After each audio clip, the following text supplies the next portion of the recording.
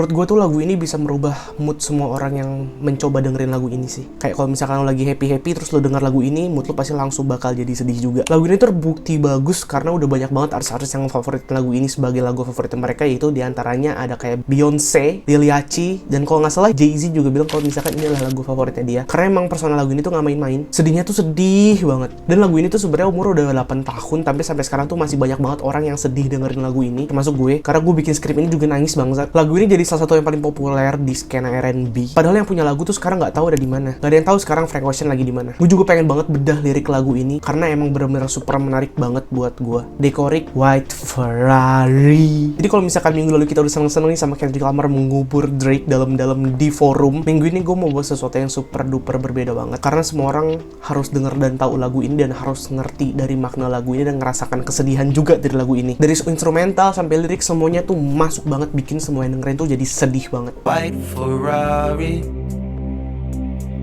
had a good time. Beberapa baris dari lirik ini membuat gue penasaran banget kira-kira ini lagu tuh sebenarnya tentang apa makna dari lagu ini based on the lyric, dan kenapa lagu ini tuh jadi super duper sedih banget dari liriknya. Jadi sebenarnya tuh nulis lagu ini tuh udah banyak banget. White Ferrari itu ditulis sama Frank Ocean, Kanye West, Malay, John Lennon, Paul McCartney, sama Lennon McCartney. Jadi gue nekenin kalau misalkan interpretasi lirik tuh sebenarnya bebas banget mau dilakuin sama siapa aja dan gue interpretasikannya seperti apa. Jadi gue yakin interpretasi gue dan interpretasikan lu semua ada kemungkinan besar berbeda. Jadi kalau misalkan lu punya pendapat lain ya boleh tulis aja di komen di bawah. Bad luck to talk on these rides, mine on the road. Your dilated eyes, watch the clouds float. Dua baris ini langsung capturing apa yang udah terjadi sama Frank Ocean dengan mantannya, karena di sini menceritakan tentang Frank Ocean dan mantannya yang dulu pernah ngapain aja. Ada dua kemungkinan. Yang pertama, gue mau pakai literal translationnya atau penerjemahan secara belak-belakan. Kalau misalkan penerjemahan belak-belakan, di sini tuh Frank Ocean kayak ngejelasin dulu itu mereka pernah senang-senang bareng di jalan naik mobil. Tapi ada translation lainnya yang bilang kalau misalkan dulu Frank Ocean tuh pernah using drugs bareng sama ceweknya, karena jelas di lirik Your Dilated Eyes, Watch the Cloud Float. Cloud itu adalah sebuah kata yang deket banget sama drugs. Jadi bisa diinterpretasikan kepada drugs. White Ferrari had a good time. Kalau misalkan kita menginterpretasikan sebuah lagu bahasa Inggris, kita tuh harus tahu grammarnya juga. Kita harus memperhatikan grammarnya juga. Di sini ada tulisan had. Itu berarti dia udah pernah ngelakuinnya dulu dan sekarang udah nggak ngelakuin ini lagi. Apa yang udah nggak dilakuin lagi sama Frank Ocean itu adalah White Ferrari. White Ferrari ini dua hal bisa diinterpretasikan. Yang pertama, diinterpretasikan kepada cocaine dan juga ya mobil Ferrari warna putih seperti biasa gitu. Lagi bawa mobil White Ferrari bareng sama ceweknya dan juga using drugs atau cocaine bareng sama si ceweknya. Dulu Frank merasa kalau misalkan semua hal yang udah mereka lakuin itu sangat membahagiakan satu sama lain, dan ini bisa dibilang sebagai White Ferrari. Entah White Ferrari itu sebagai mobil atau White Ferrari sebagai drugs. I didn't care to stay the plane.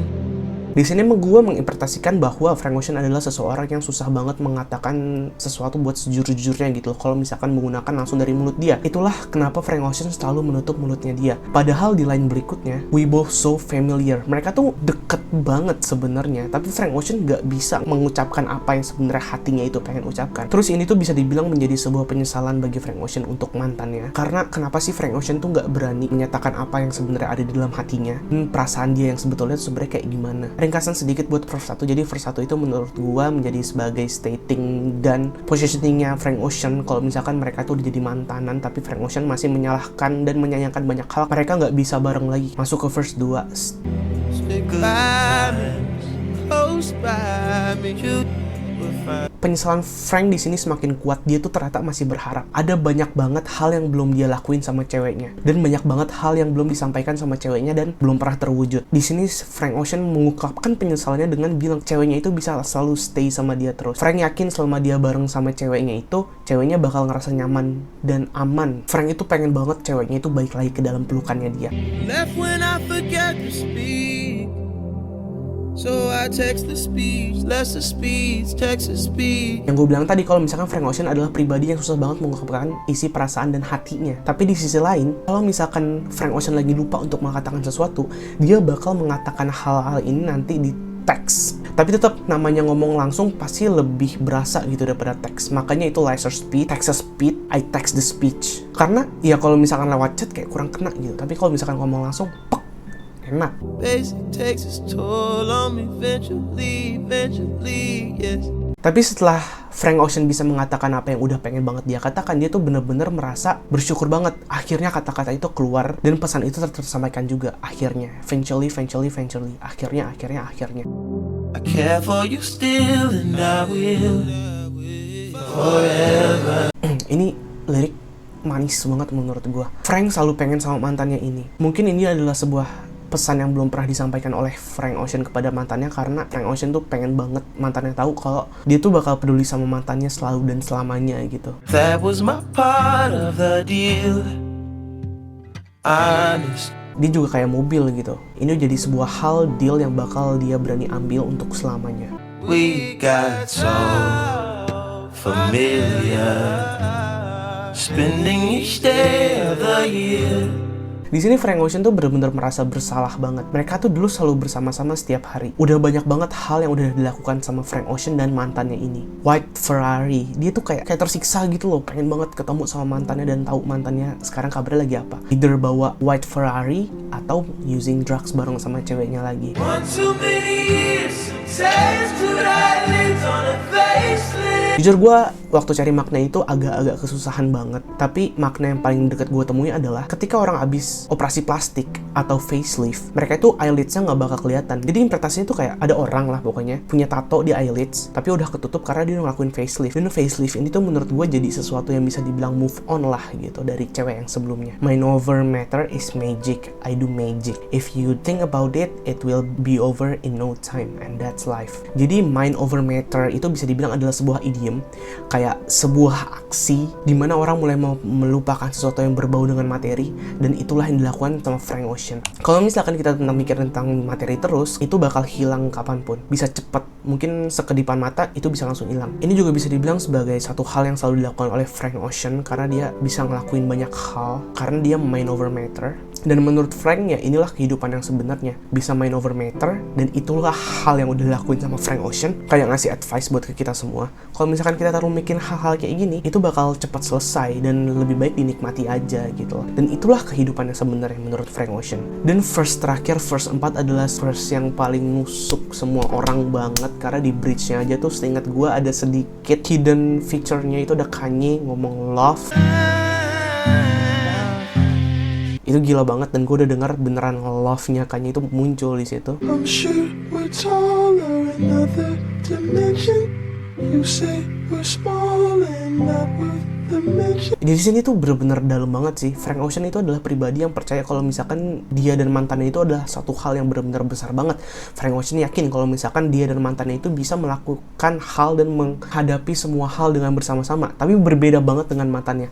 Karena mantannya tuh mikir kalau misalkan mereka berdua itu bener-bener kecil banget. Gue merasa kalau misalkan ceweknya itu sebenarnya punya insecurities tentang dirinya dia sendiri. Di sisi lain Frank punya masalah yang jauh sangat berbeda dengan mantannya ini. Jadi mereka kayak nggak match dan nggak cocok gitu. Frank dan mantannya tumbuh dengan cara yang berbeda pastinya. Frank punya advice yang seperti apa dan ceweknya di-treat seperti apa, pasti output yang dihasilkan tuh berbeda. Frank bisa hidup sebagai manusia yang benar-benar percaya diri dan mau melakukan banyak hal, sedangkan ceweknya itu adalah seorang yang benar-benar minder banget dan mungkin punya banyak banget masalah di dalam mental health-nya dia atau insecurities atau depression-nya dia. You're tired of moving, your body's aching. We could vacate, there's places to go. Yang gue bilang tadi mungkin ceweknya tuh punya cara didik yang berbeda daripada Frank Ocean. Karena di fase ini si mantan ini udah nggak bisa bergerak sama sekali, udah sakit semua badannya. Dan sedangkan Frank adalah seorang manusia yang pengen banget explore. Frank Ocean pengen menangin banyak hal, Frank Ocean mau melalui banyak hal, dan Frank Ocean mungkin adalah seseorang yang pengen pergi ke banyak tempat juga. Dia kayak pede gitu buat pergi kemana-mana. Dia pengen roam seluruh dunia, dia pengen pergi jauh sejauh mungkin, menembus cakrawala. Sedangkan si ceweknya itu nggak bisa. Ceweknya itu nggak mau pergi bareng-bareng sama Frank Ocean, kayak yaudah kita stay aja di sini gitu.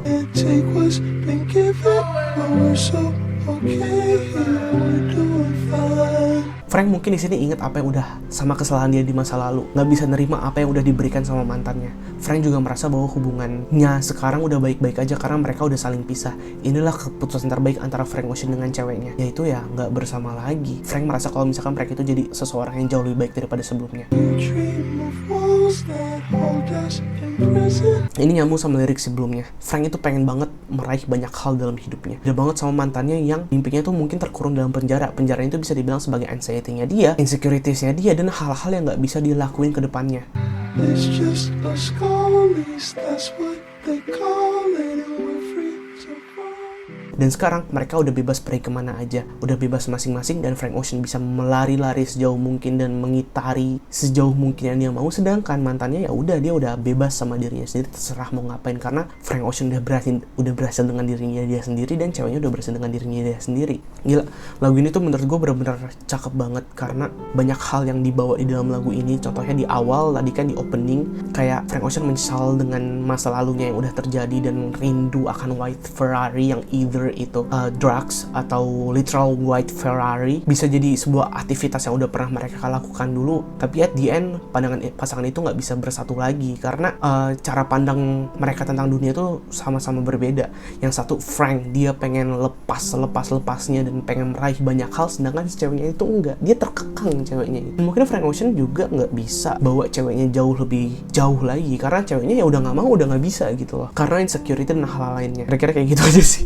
Anjir, gue yakin kalau misalkan video ini bakal jadi video yang super sedih banget karena ya udah berapa bulan anjir gue nggak pernah bawa hal yang kayak gini. Gue pernah mention kalau misalkan nggak suka bedah lirik love song, tapi kalau menurut gue White Ferrari itu punya pendekatan yang jauh berbeda banget. Ya Frank Ocean bro, gila, gue sangat menunggu comeback Frank Ocean yang selanjutnya. Dan Frank Ocean juga bisa dibilang sebagai salah satu musisi yang paling besar di era kita sekarang. Gue yakin banget. By the way, happy 1K subscribers guys. We hit 1K finally, kayak 6 bulan 7 bulan gue udah men-YouTube sekitar selama itu, dan video gue sempat ditonton cuma 10-20, tapi akhirnya gue punya all of you guys. Thank you for watching and thank you for supporting me. Oh justru gue mau bilang, jadi kayak 3 minggu ke depan itu gue bakal upload stock video, dan gue mungkin gak akan update tentang sesuatu yang benar-benar berhubungan dan relate tentang minggu itu. Jadi tolong diwajarkan aja, tapi gue bakal tetap upload video stock. Itu gue spill aja, gue udah bikin video satu Tyler the Creator, satu video Kendrick Lamar, dan satu video Travis Scott. Minggu depan insya Allah Travis Scott gue bakal upload. Jadi kira-kira kayak gitu aja video dari gue. Kalau misalkan lu kepo tentang diri gue dan kehidupan gue, lo bisa langsung cek di Instagram gue @enrico_otto. Tapi kalau misalkan lo pengen selalu update tentang rap, hip hop, dan R&B, lo bisa langsung subscribe aja di channel YouTube gue. Tunggu video-video gue berikutnya. Kira-kira kayak gitu aja dari gue. Thank you udah nonton. I love you guys.